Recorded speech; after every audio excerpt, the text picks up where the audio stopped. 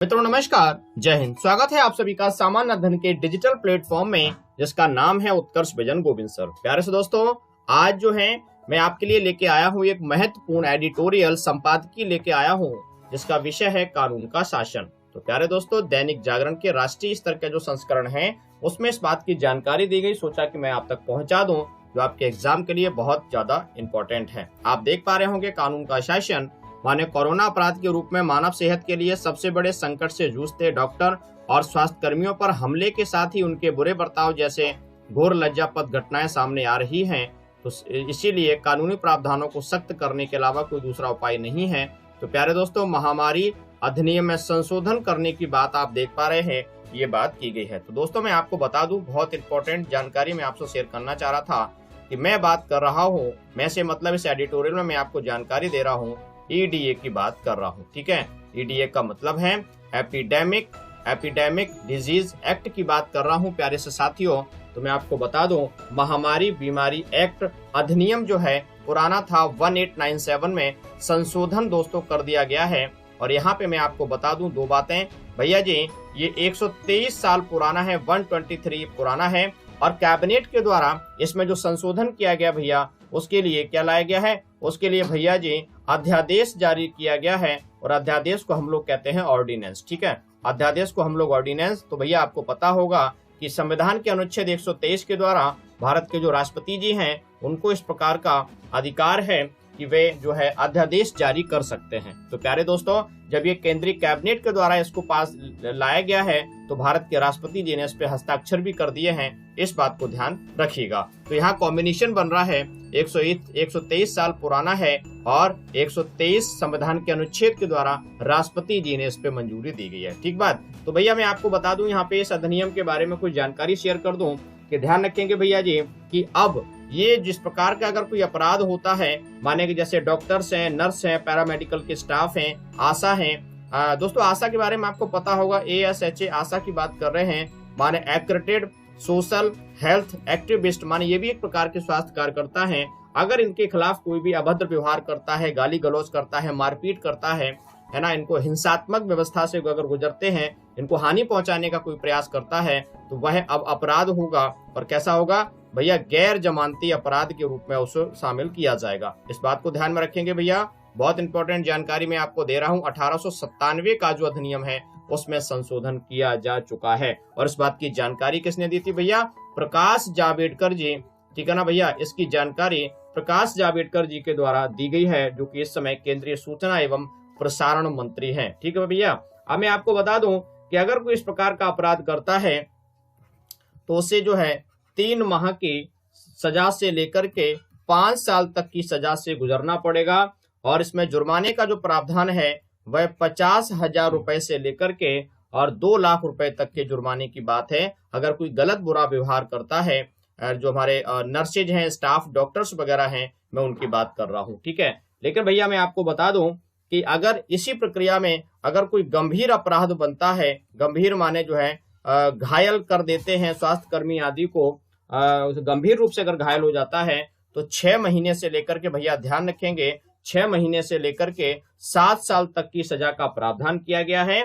और जुर्माने के रूप में भैया जी ध्यान रखेंगे, 1 से लेकर के 5 लाख रुपया, 1 लाख रुपए से लेकर के 5 लाख रुपए तक के जुर्माने का भी प्रावधान किया गया है। मैं बात कर रहा हूं ईडीए की। तो भैया ध्यान रखेंगे, ये बहुत देखो दोस्तों, कहीं ना कहीं देखो दोस्तों, जो डॉक्टर्स होते हैं ना, उनको भगवान का दर्जा दिया गया है।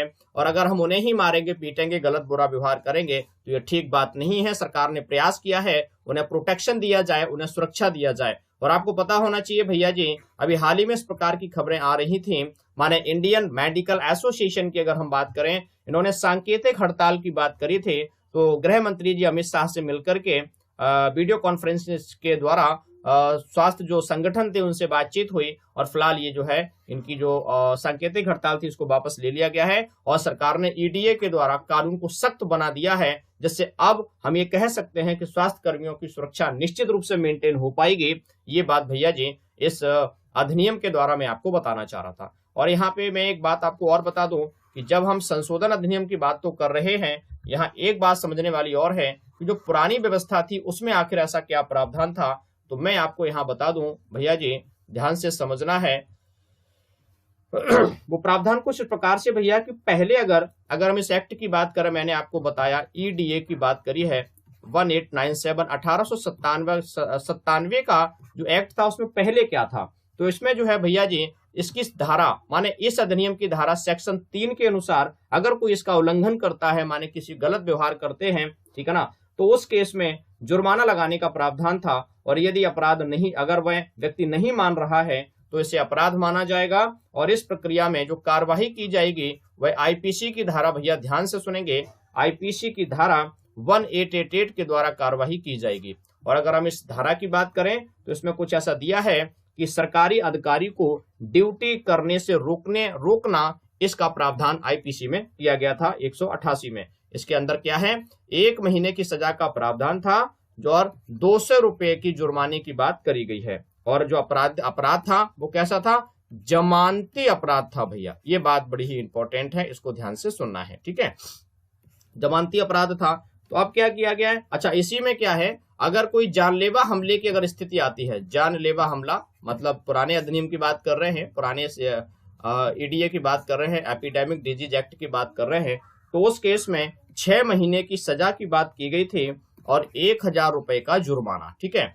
और अगर इसमें जो है 6 महीने की सजा हो सकती है और क्या है आपका 1000 जुर्माना, या फिर कोर्ट के द्वारा दोनों ही लगाए जा सकते हैं। ये पुरानी व्यवस्था की मैं बात कर रहा हूं। अब इसकी जगह ये सारी चीजें समाप्त होकर के नई व्यवस्था लागू हो चुकी है, जिसकी जानकारी अभी मैंने आपको दी है। तो प्यारे दोस्तों, पूरा विश्व, यानी पूरा विश्व कहना चाहिए, भारत भी पूरी तरीके से जो है कोरोना से प्रभावित है। और कोरोना को नियंत्रण के लिए हमारे डॉक्टर, हमारे जो चिकित्सक बंधु हैं, पैरामेडिकल स्टाफ है, ये सम्मान के पात्र हैं, पिटाई या अभद्र व्यवहार के पात्र नहीं हैं। तो यही बात मैं बताना चाह रहा था। तो दोस्तों मैं आपको बता दूं, मैंने आप लोगों के लिए सामान्य अध्ययन को आसान बनाने के लिए, ठीक है ना, एक छोटा सा प्रयास किया है, उसकी जानकारी मैं आपको देना चाह रहा हूं। मैंने आप लोगों के लिए बनाई है utkarshvision.blogspot.com प्यारे साथियों वेबसाइट बनाई है, आप इसको जरूर विजिट करिएगा। और यहाँ से बहुत सारी चीजें मैंने ऐसी डाली हुई हैं जो आपके सामान्य अध्ययन को आसान बनाएंगे। दोस्तों मैं आपको बता दूं, मैंने आप लोगों के लिए फेसबुक पेज भी बनाया है जिसका नाम है उत्कर्ष विजन। आप फेसबुक पे सर्च करिएगा, आपको बड़ी ही आसानी से मिल जाएगा, आप इसको फॉलो कर लीजिए। निश्चित रूप से सामान्य अध्ययन आपके लिए बहुत ही पसंदीदा विषय बन जाएगा। यही बात आपको बतानी थी। तो भैया बहुत बहुत शुक्रिया, थैंक यू। और कमेंट करके जरूर बताइएगा कि मेरा जो प्रयास है आपको कैसा लगा। ठीक है भैया, थैंक यू।